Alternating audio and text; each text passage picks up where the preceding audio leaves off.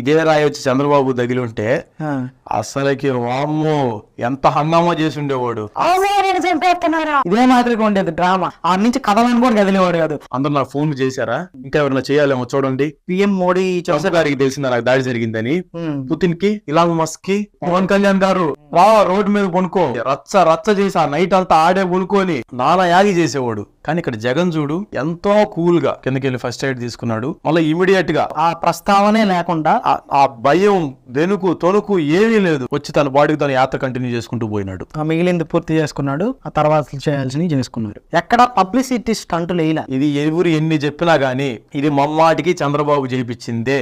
మనం ఇదేం కొత్తగా చూసింది ఏం కాదు. పబ్లిసిటీ కోసం జనాలను చంపేది, ఓడిపోతానన్న భయంతో ప్రత్యర్థులను చంపేది, ముఖ్యమంత్రి అవ్వాలన్న ఆకాంక్షతో అవును ఎన్టీఆర్ మీద చెప్పులేపించిన చంద్రబాబు కాదా. వంగవీటి రంగా గారిని అయితే రోడ్డు మీద నడి రోడ్లు అత్యంత కిరాతకంగా చంపించాడు. దశరథరావు ఆయన కూడా